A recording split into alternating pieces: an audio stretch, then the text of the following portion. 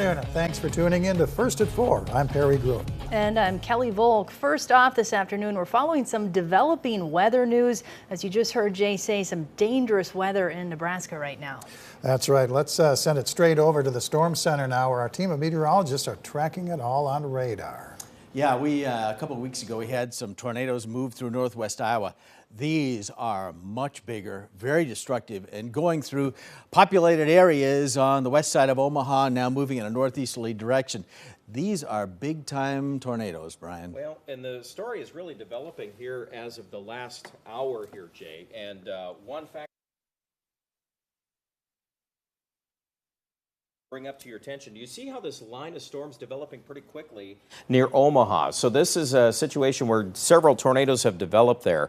Now for our area this afternoon, we're still watching our northwestern Iowa counties, the counties leading up to the Yankton area. There have been tornadoes separate from the area near Omaha. We actually have a separate cluster that's moving around the Norfolk, Nebraska area, and we'll continue to watch that. I want to zoom in here on radar coverage there, and you can see we've got several warnings in that vicinity. And over the next hour to hour and a half, we think that some of this activity can make it up to the South Dakota border. The good news is the environment here is not as conducive for those things. So we do expect that these will weaken, but we're still going to be monitoring that scenario as we go throughout the evening hours. And of course, Jay, we do have a severe weather outlook that maintains that slight risk zone, runs from Yankton on up Haywarden, pretty close to Canton, and then it covers a large part of northwestern Iowa. Yeah, and we do have that tornado watch until 7 o'clock down in the eastern part of Nebraska. Here's what we have going for tonight. We'll see those storms continue to move in from the south. That's where they'll be strongest, but we can see some other widespread rain again in northern and western South Dakota. Overnight lows tonight will be in the 40s, and then during the day tomorrow, it is going to be a cloudy day. Even after the rain ends early in the day, with those clouds, it's going to be cool, 50s to the low 60s with a northerly breeze. More rain in the forecast for Sunday. In fact, much of Kelowna, many places have received over an inch of rain in the past 24 hours. We're going to go over some rainfall totals and get another update on those incoming storms in just a few minutes. All right, thank you very much, Jay. A family in northwest Iowa is grieving after a 5-month search for a missing truck driver has come to an end. A body was found this week in a farm field not far from where David Schultz's abandoned semi was located in November. While state authorities are waiting on an autopsy to identify the body, it is believed to be Schultz. A development that's brought a mix of closure and added sorrow for his family. Hard to explain, like I want closure, but I don't want him dead. I don't want to have to tell my kids that their dad won't ever be coming home again. But I'm so glad that his mom and I know, we don't have to wonder where he is anymore. Sarah Schultz says she's thankful for the support she's received from the community. A GoFundMe has also raised nearly $20,000. There's a nationwide effort this weekend to make sure prescription drugs don't end up in the wrong hands. Tomorrow is the DEA's National Drug Takeback Day. It's a time to get rid of your unwanted prescription medications. Several pharmacies and law enforcement agencies are drop-off locations. Coming up tonight on KELOLAND News, we'll look at why Takeback Day is important. Well, people in Sioux Falls can drop off unused prescriptions year-round at the Law Enforcement Center.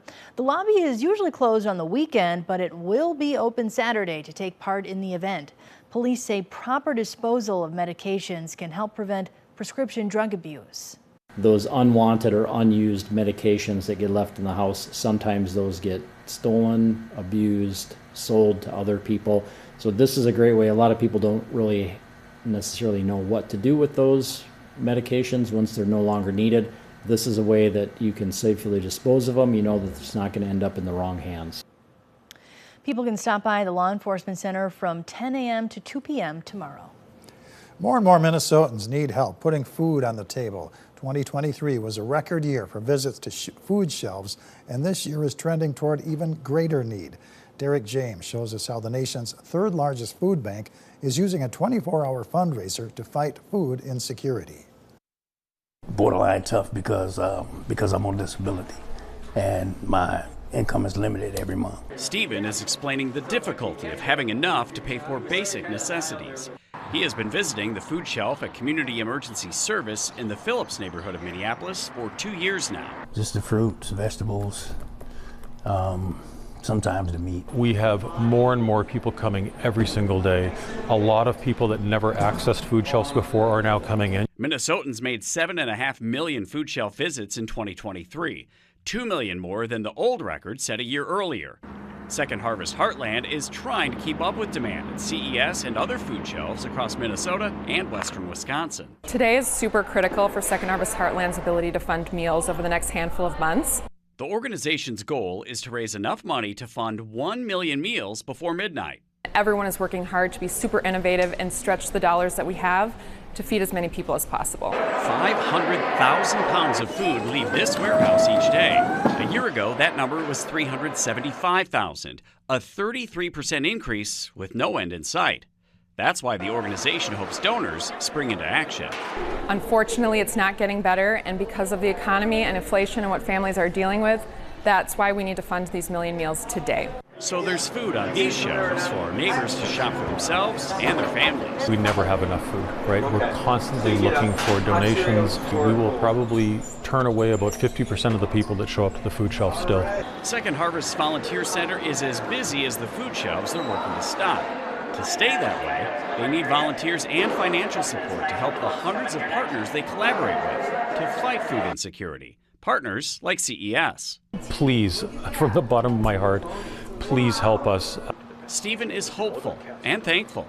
He says Minnesotans care deeply about each other and step up in times of need. It's a great feeling to know that people do still care.